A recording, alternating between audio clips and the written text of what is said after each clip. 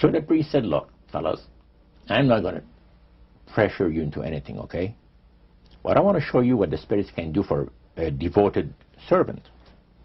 We went downstairs, not through the staircase that I thought the worship room of the gods, but at the other end of the building. Went downstairs, and a number of times I'd gone there to the men's room, and I heard these typewriters clicking like the dickens. Man, it's going. I said, why do we have a lot of people typing in there, in that room?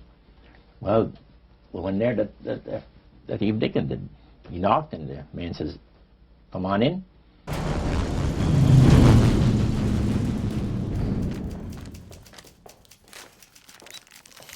And there was all those typewriters moving along by themselves, typing at the speed that I'd never seen before.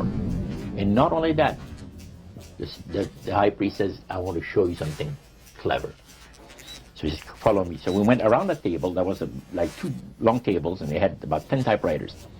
And he says, now notice that the typewriter types to the right, then doesn't go back.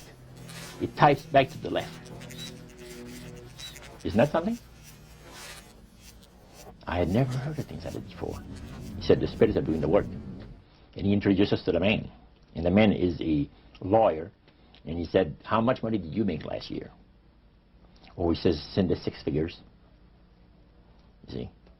So this lawyer had a business in the building that housed the worship room. Oh, yeah. And he had a whole room full of typewriters. Yeah. And he put paper in there, and demons That's typed. all he did. Put typewriter paper in there. It was And what came out? What was it that came out? different briefs for court cases. And so he would sell these to people? Oh, yeah. Okay. He had this service to the legal profession.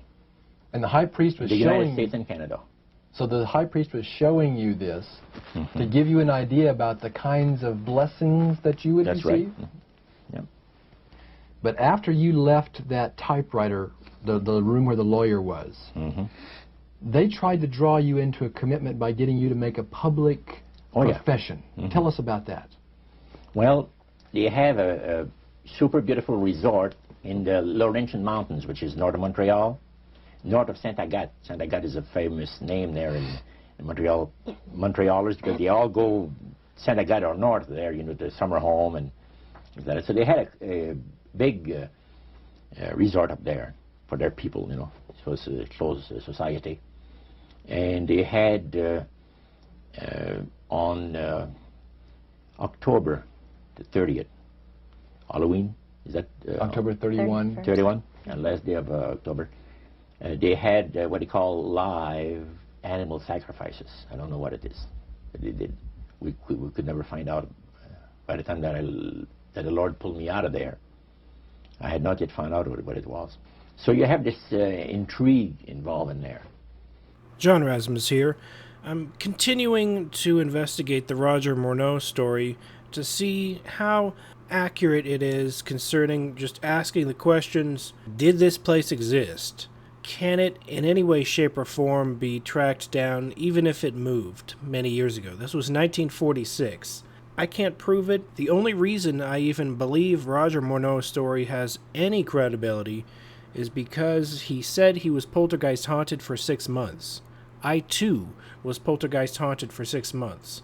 And tiny things I haven't shared yet, which he said directly relate to my poltergeist haunting. I'll talk about that in the future, but I'm going to be making some review videos and go off on different subjects, but remain in the esoteric, occult realm of the unknown and the supernatural. When I saw Fantastic Beasts and Where to Find Them, the 2016 movie, again in theaters, I saw it at the cheap theaters, and I saw that typewriter room, and I was like, whoa, that's exactly what Roger Morneau described. The differences are the papers fly, as opposed to them being needed to be hand-fed, and the typewriters typed normally, as opposed to Roger Morneau's typewriters, which typed backwards.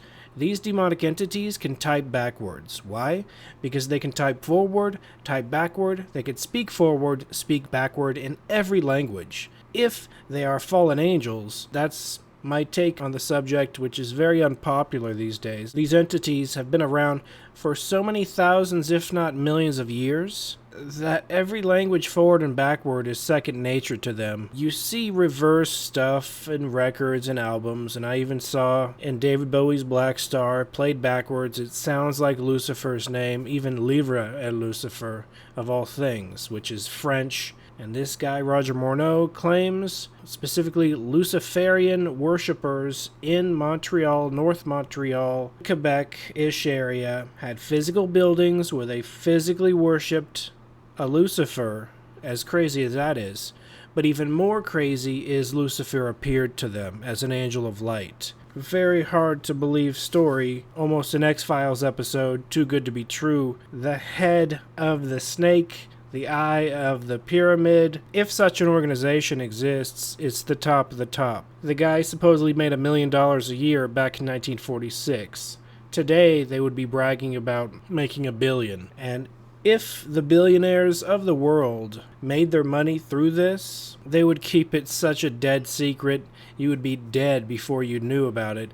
Anyone even investigating it would be dead. But I think this is such a cold case, since no one ever considered it real enough to investigate it, that I'm one of the few people. Although I did do a Google search and I found an anonymous blogger which did look up Roger's claims. But the anonymous blogger can't be taken too seriously because he isn't even willing to put his name on the research. But I will here and there investigate this, but future episodes are coming soon in different esoteric, occult realms. I thank you for watching. This has been John Razimus with Occult Unmasked.